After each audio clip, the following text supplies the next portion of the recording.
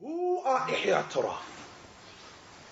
Ihyaa Turaath, they were a charitable organization.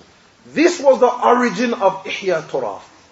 They were a Kuwaiti organization set up to spread the khair, money to the poor and the needy. Now you have to remember Kuwait, in the 50s, the 60s, oil appeared in Kuwait. Kuwait is only that big on the map. You can go from one side of Kuwait to the other in 20 minutes. Yet, at that time, they were supplying a fifth of the world's oil. That's big money. The population of Kuwait was maybe 900,000 people, in which half of them became millionaires. Instantly. So now these people needed to give sadaqah, because they're going to pay zakat. So here comes Ihyaa Turaath. They set up this organization in order to gather the zakat of the aghniya, of the rich of Kuwait, and distribute it to the poor around the world. So what went wrong? What actually went wrong is that Ihyaa Turaath decided to open up an Islamic wing of their charitable organization, in which they put the likes of Abdul Rahman Abdul Khaliq, the Sururi, the Qutubi, Abdul Sabt, Sururi Qutubi in charge. Now their plan is just to spread their Sururi Qutubi Daw'ah up and down the world. So what would Ihyaa Turaath do? Look at the evil of Ihyaa Turaath. They would go to a place like, for instance, Kenya. This is an example. I'm not saying they did it, but they did the same thing in many places. They would go to a place like Kenya, where there were probably a few people who graduated from the Jamia who knew Arabic, but they were poor, because Kenya generally is a poor country. And in Kenya, when people are poor, you can influence them to do quite a lot. If you got, like Sheikh Muqbil said, Kuwaiti dananir, hey, the Kuwaiti dinar. Huh? So what they would do, they would go to a country like this, go to some of the Tullab and say, look, we're going to build a masjid in your community. We're going to build a markaz in your community. Maybe 2 or 3 of them in Kenya, because it's so big. And what we want from you, we want you to be the imam. Now, this is an individual, Talib, maybe 25, 22, 23 years old. That's not even got a job. He's probably living on 30 pence or 20 pence a day. He has no money. Now this organization turns up. We're going to build a masjid out of marble. And then we're going to employ you, and we're going to pay you £600 a month. Because we have millions. And we're going to pay a few of you £600-700 a month. Now try and think about it. You is miskin, 20-30 pence a day. Now we're going to pay you £600 a month to give khutbah and to guide the people there. Then, in the summer and periodically during the year, we're going to send our tullab, our kutubi, usururi tullab, and their teachers or some of their sheikhs, and we want you to translate for them. Now let's imagine what's going on here now. You got this miskin talib, or 6 of them, on 30 pence a day. Now we're on £600 a month. Huh? Living large.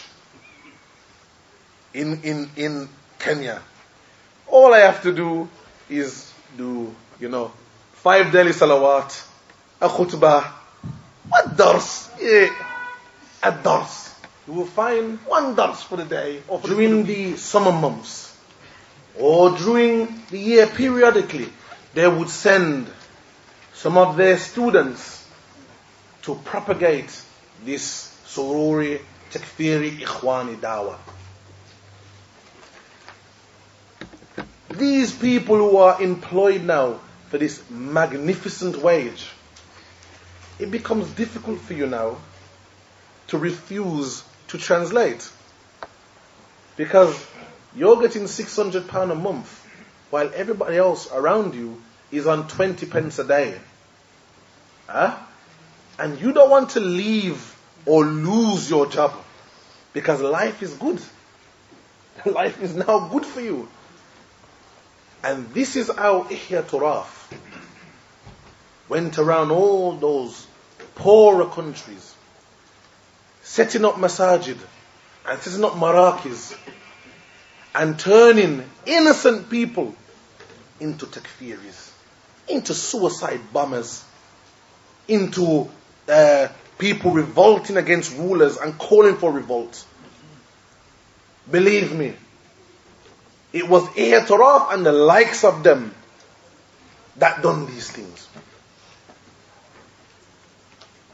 So now they appeared in London. Abu Anas, our sheikh at that time, Allah Yahdihi, mentioned an important piece of information which we can't thank him more for.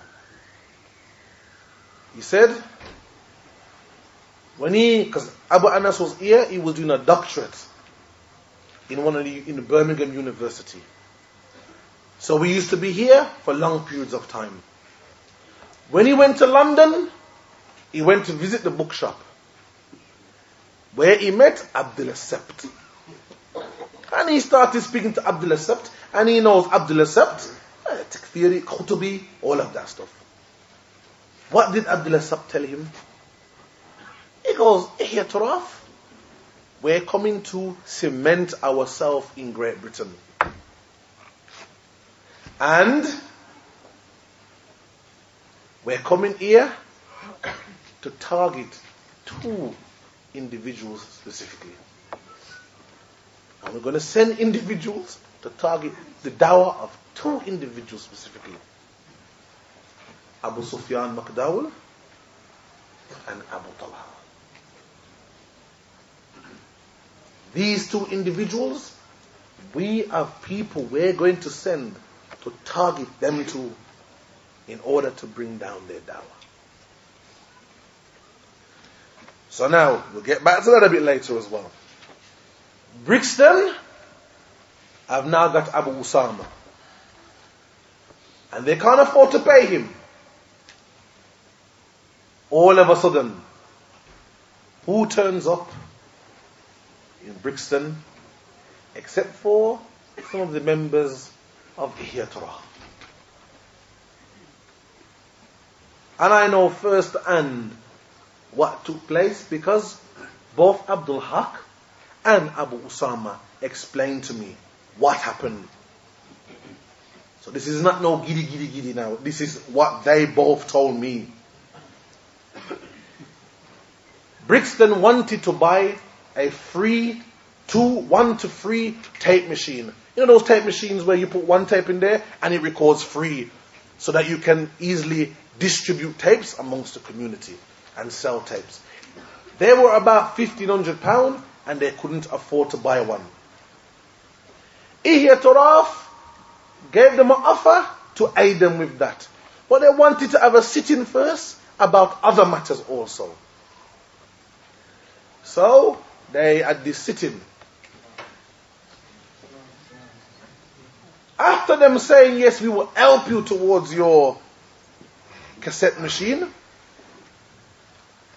they said, we have one more thing. We want to employ Abu Usamah al-Dhahabi to work for us. Abdul Haq and his crew of men, they were saying, no, you are a charitable organization, Ihyaa Turaath. Rather, you should pay Abu Usamah to stay in Brixton so he's able to give dawah. And Abu Usamah will be under us. We will be in control of Abu Usamah. Ihyaa Turaath says, no. We will pay Abu Usamah to stay in Brixton, but when our scholars come over, then he works for us. Brixton said, no, we don't agree with that. And then they became at loggerheads arguing. Abu Usamah told me personally, when that started, I told him, look, you just forget about it. Let me talk to them. You guys, take a back seat. Inshallah, I'll see you tomorrow, whatever. Let me negotiate with them. So Abu Usamah negotiated with Ihyaa Turaath. He used to refer to them as rich Arabs. They agreed that he would work or stay in Brixton and they will pay him. But when their scholars come over, or their tulab, or their teachers came over, that Abu Usamah would translate for them. And they would also give those scholars a kursi or a seat in Brixton to teach from Brixton also. So look at the problem now. Abu Usamah is not working for Brixton. He's working for Ihyaa Turaath. This arrangement lasted for a couple of months. Then in the summer, they sent Ahmed Salam. Put up your hand if you know Ahmed Salam. Aye, mashallah. A lot of the European brothers know Ahmed Salam, huh? Ahmed Salam, well-known Kutubi, well-known Sururi, came over in Brixton and done a talk. Abu Usamah translated. Now you can ask them, brothers, if they still have the tape. Where Ahmed Salam, in the middle of the talk, he said, as for Sayyid Qutb, and Maududi, and Hassan al-Banna, and Muhammad Surur, all of these are afdal, better and ahsant than any of the Muslim rulers.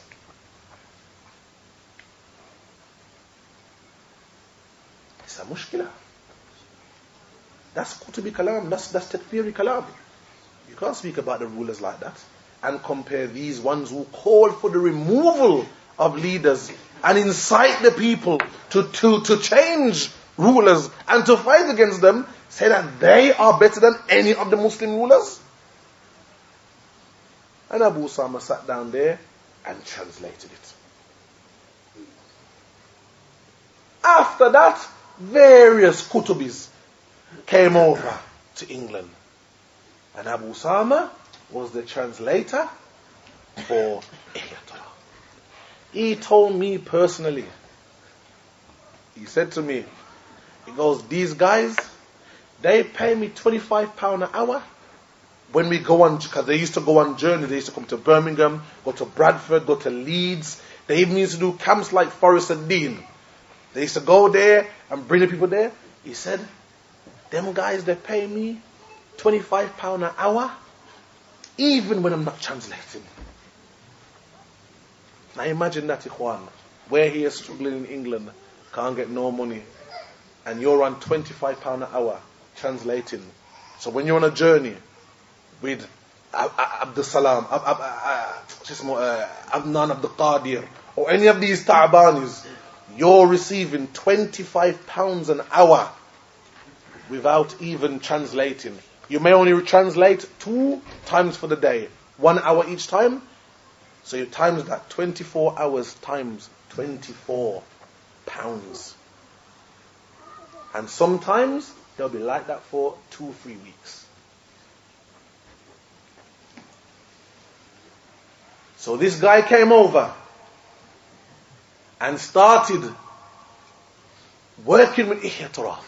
And no doubt, like Sheikh Muqbil said, ما نحتاج Kuwaiti dananir. We don't need the Kuwaiti dinar. We don't need it. But some people do need it, and they love it. And they went up and down the country, aiding the likes of Adnan Abdul Qadir, who is refuted, Sheikh Salih Fawzan, and the Lejna. They refuted Adnan Abdul Qadir. They call him Qutubi, because he is a defender of Sayyid Qutb and his manhaj. When we used to, now we're going on to 97, when we used to say to Abu Usamah, Ya Abu Usamah, utrukum, leave them off. You don't need to work with. Hatta al-Anjri, Hafizahullah, offered Abu Usamah, he said, I will pay you what they pay you, just so you leave them. Look at that. Anjri said this, I will pay you, Abu Usamah, what they pay you, for you to leave them. What happened? He wouldn't leave them. What happens when you lend your ear to Ahlul Bidah? And the Salaf used to say, it would be better for me to see my child coming out of the house of a prostitute than to be coming out of the house of Ahlul Bidah. Why? Because, astaghfirullah, doing sin is something a person will seek forgiveness for Allah for. But you being infected by Ahlul Bidah will change your deen.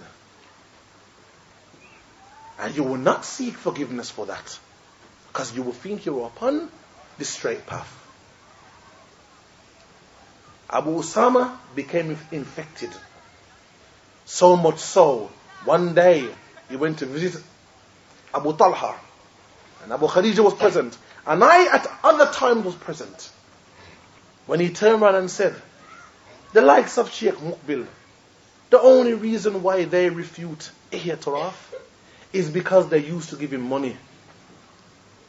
And when Sheikh Muqbil, when they decide to stop giving him money, he decided to start refuting them and speaking ill about them.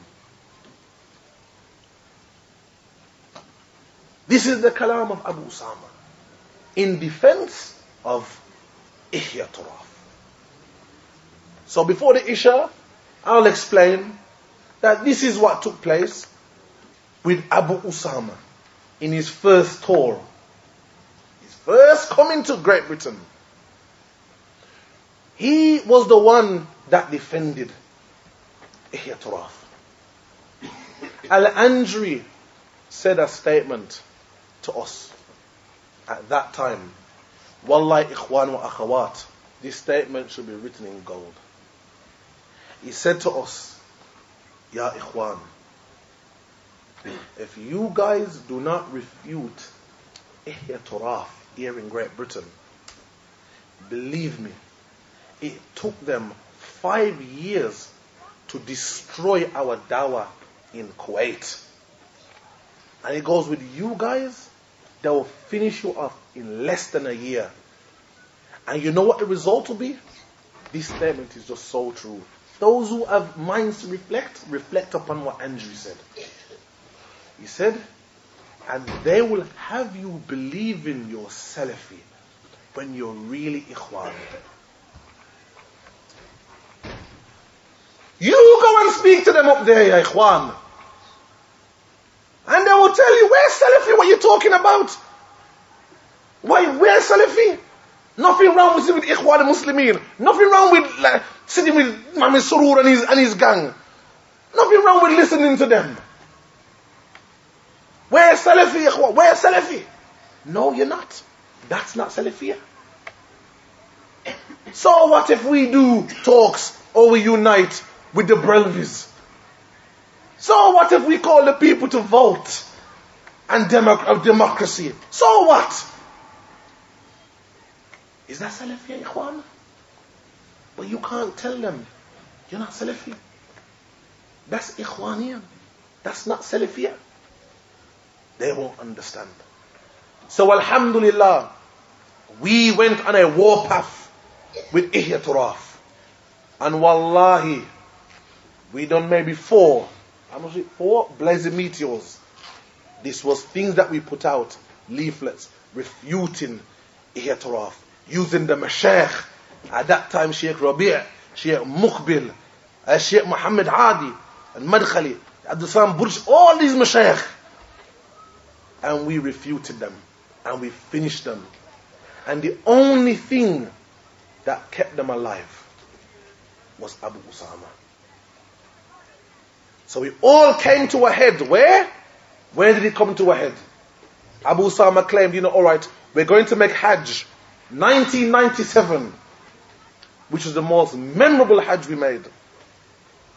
When we make Hajj, we're going to sit with the scholars in Medina.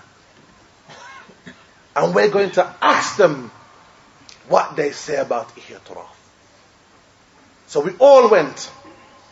From them, from those who went with us, the likes of Ismail, Abu Tayyib. From them, Abdul Razak As-San'ani, Somali. From them, Abu Hakim was present. Myself, I was present. Abu Khadija was present. And others were present. I can't remember the names now. Every single scholar we sat with in Medina said, leave Ihyaa Turaath. Leave them. Abu Usamah was present beside us. Leave them. They're Ahlul Bid'ah. They will change your deen. Run, flee from them. Flee from their fitna. The fitna of the dananir of their dinar. Their wealth. Flee them. They will change your deen. All of the scholars said that in Medina except for Abdul Muhsin. Abdul Muhsin al-Abad, Hafizahullah Ta'ala, he said, my son goes with them, so I don't really know much about them, but my son goes with them, so I think there will be a good organization if my son went with them. That's it. That wasn't giving ta'adil, praising them. The Shaykh didn't really know them. But all of the other Shaykh Salih Suhaimi, Shaykh Rabi' at that time Shaykh Rabi' was in Medina. Shaykh Muhammad Hadi, Mashaykh that are not even alive now, all refuted them. So when we returned back to England, we said to Abu Usamah, and inshallah we'll end with this point until after Isha, we said to Abu Usamah, what are you going to do? What are you going to do? Because you're the only one who's saving Ihyaa Turaath now. What did he say to us? He said, inshallah, I'm leaving this fitna and I'm going back to America. شوف التشويش. Look, he never said they were wrong. He said, I'm leaving them and I'm going back to America, my homeland. What did he do? Except that he went to work for Ihyaa Turaath in America, in Florida. Wa inshallah we'll continue the rest after Isha. Wa subhanaka.